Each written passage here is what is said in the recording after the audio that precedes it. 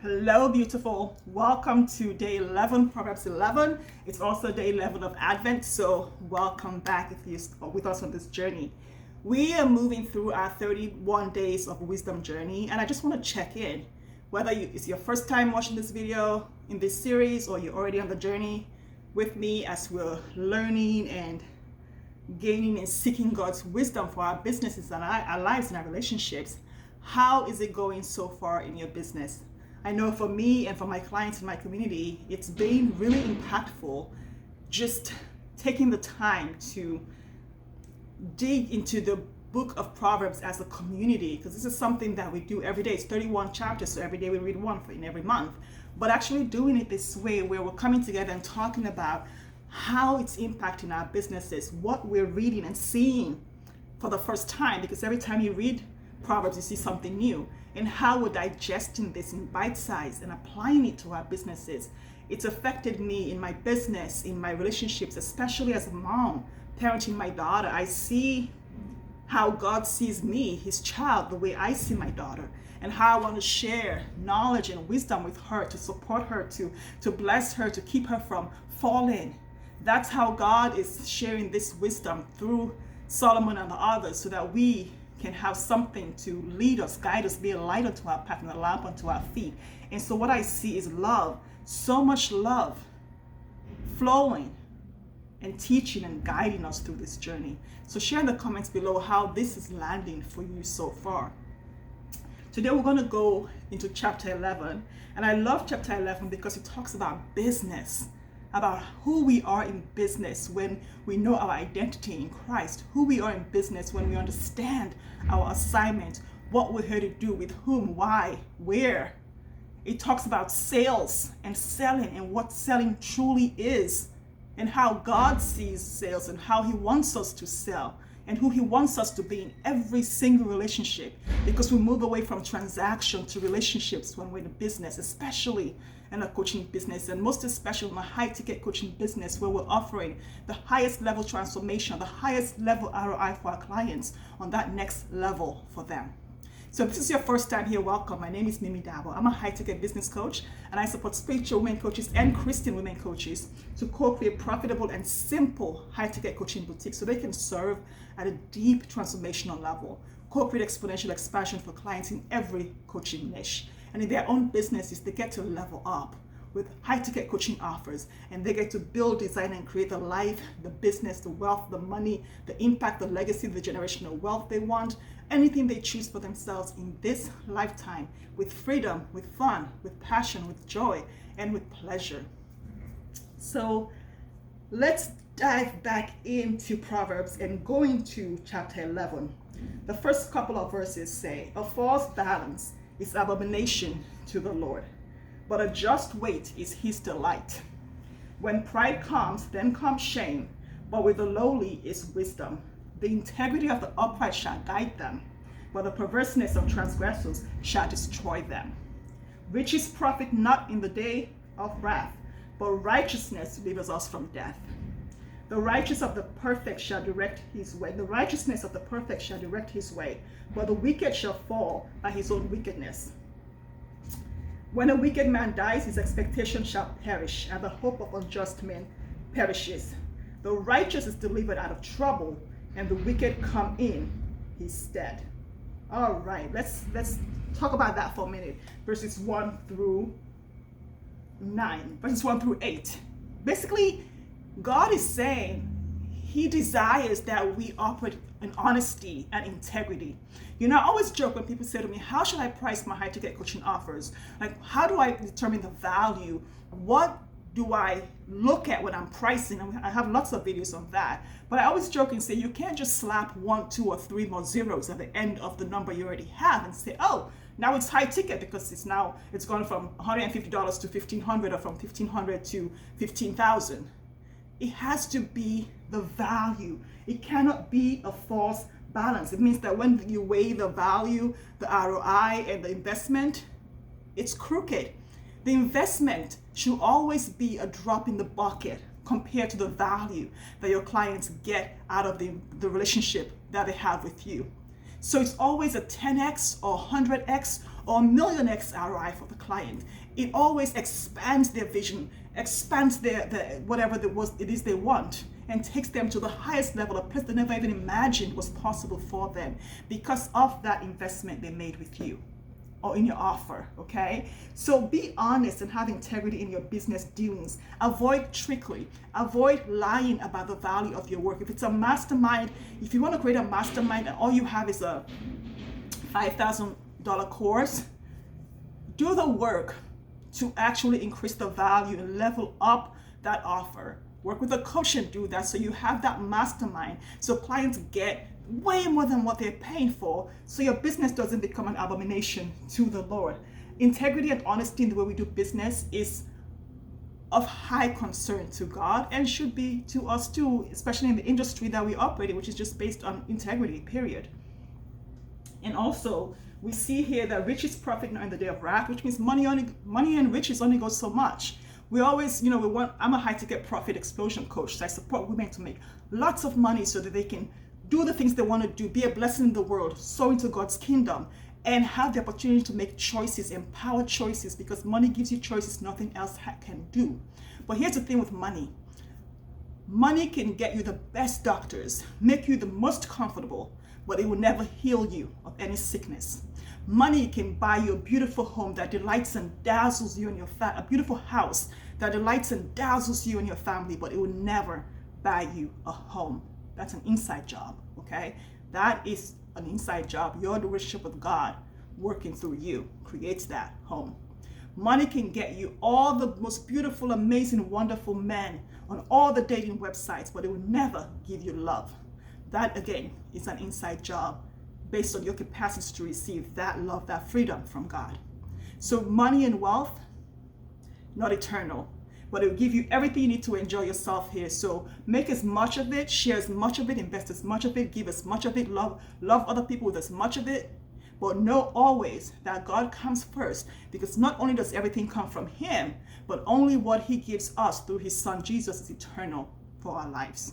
Okay, so in our business, our relationship with God trumps money, and money supports us to buy whatever we want, go wherever we want, do whatever we want without having to steal, cheat, lie, or kill, because we have what we want. Okay? So let's keep going in Proverbs. It says that a hypocrite with his mouth destroys his neighbor, but through knowledge shall the just be delivered. We've talked about this before. Don't gossip. It's not worth it. Just stay in your lane, focus on what you're doing, and have the grace to give people the grace to run their race at their own pace, and give yourself that same grace, and understand that love, sincerity, integrity, forgiveness, it all ties into who we are being in the world and identity, and who we are called to be, and the work we're here to do in the world.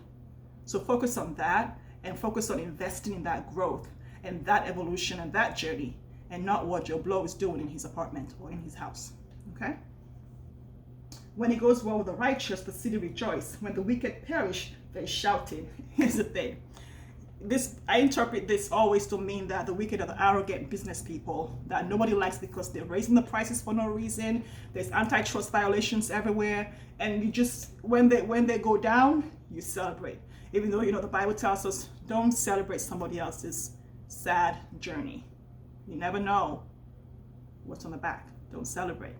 But I can see how it's natural to be happy when the person that you think is cheating you goes down, because you think, well, I'm just, that is good. It's not necessarily good. You can't give evil for evil. All right, so he is void of wisdom. He that is void of wisdom despises his neighbor, but the man of understanding holds his peace. Again, hold your peace. Hold your peace, okay?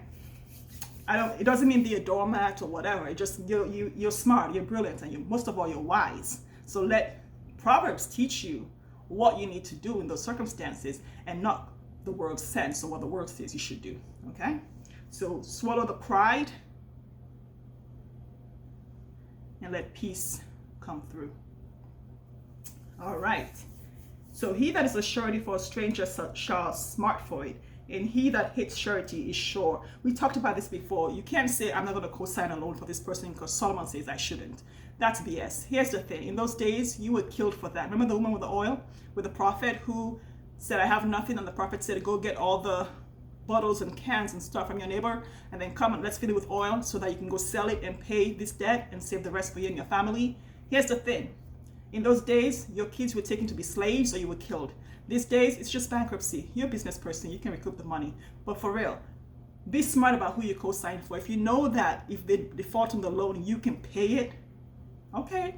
Because the Bible also says, if you have it, don't tell them to go and come back. Share with people. That's the whole point. You can't die and nobody's going to write a check and drop into your coffin or your urn when you're dead. The money is just the money. So share it as much as you can wisely. Again, seek God's wisdom on how to do that. Okay? So let's talk about this. Let's see verse 20, verse 19. The wicked works a deceitful work, but to him that sows righteousness shall be a sure reward. As righteousness tends to life, so he that pursues evil pursues it with his own death. That's just self-explanatory. Be in integrity and be honest about your dealings and relationships with people, especially when you're selling high-ticket coaching offers for $50,000 or $1 million or $100,000, even if it's just $10,000. Don't let greed come in, because greed is the core value of dishonesty. So be in integrity. Know that the value that you're offering exceeds the investment. It's a drop in the bucket. Like, I know that in my high-ticket profit VIP day and in my supernatural high-ticket coaching offers, it's a drop in the bucket for the value that my clients are getting. So I have no problem saying the investment to work with me is $25,000 or it's $250,000, because it's a drop in the bucket, okay? So you look at your business, whether it's a health coaching business, whatever coaching business it is, how much value are you offering? What is the ROI to your client in 1 year, in 2 years, in 3 years, in 10 years, in 20 years? What is the value of restoring that marriage? What's the value of quitting sugar and reversing diabetes? What is the value of quitting sugar and pushing away breast cancer? What is the value of them being able to lose the weight and have that baby? Like, what's the value to them? It's not really that you're charging for, it's the ROI and the work that you do and the results that you co-create together. So focus on that and not just throwing zeros because it makes sense to up-level your offer because it's a new year and you want to charge 10x your profits. That's not real profit explosion. High-ticket profit explosion is the value versus the investment. Investment is a drop in the bucket, okay? And we do this with integrity, with honesty, so that we can sleep at night. Let's go and talk about sales. God wants you to sell. God talks about selling, and he gives us a template. This is the only blueprint that we're not going to throw away, right? Because God tells us here that sales is simply loving and serving him and our neighbors. You know, Jesus told us to love God as we love ourselves and to love our neighbors as we love ourselves. And sales is one of those things where we do because God is sharing this gift through us, and we sell because we love him and want to serve him and want to serve other people too. So naturally from that place, because we love God and love others, we operate from a place of integrity and honesty. It's just natural. It's simple, pleasurable, it's easy because it's God's flow in the world, okay? It's a system of sharing in the world. That's what sales offers for all of us. So sales is loving and serving. And God tells us in verse 26, he that withholds corn, the people shall curse him, but blessing shall be upon the head of him that sells it. And this is one of those things where I call, don't participate in antitrust violations. You know, don't hold the thing so you can raise the price. Don't say you don't have any of it so you and other people can collude and raise the prices for it and then sell it in 2 weeks, because then everybody's dying for it, basically literally dying for it. It's also the same with your high-ticket coaching offers. Once you create your high-ticket coaching offer, when God gives you that vision, God gives you that desire, that dream to sell that offer, to create and sell that offer, it's because somebody needs it. So you can't sit there going, oh, I can't go on video today because I feel fat. Oh my gosh, I can't do this because of this. Oh my gosh, I need makeup. Hello, have you met me? Have you seen my videos? Just get up and talk, because God is coming through you. You cannot not do it. And share it so the person who wants it can receive it, because it was made for them. If not, you're violating this. You're basically holding it. You're withholding the corn. Let's say somebody has really bad fibroids, which I understand very well, and you have something, a program that can support them to get rid of all their fibroids within 90 days and to never have surgery again, which is one of the things I do in my health coaching programs, because I had to go through multiple surgeries and I know what that's like. And you have that solution. And you don't want to go on camera and you don't want to go on social media, which is totally fine, but you don't want, let's just say you don't want to sell it because you're afraid to sell, or because you think you don't know how to sell, or because you need your coach's script and swipe file to sell, or because you haven't created the business model yet that your coach gave you to sell. Show up and just say, I have the thing. I know the way. Let me support you. Let's go. I can co-create healing with you. I'm not going to tell you how to get well. Only God can do that. But I can co-create with you using God's wisdom, the information, the knowledge, the strategies, and the systems that I have.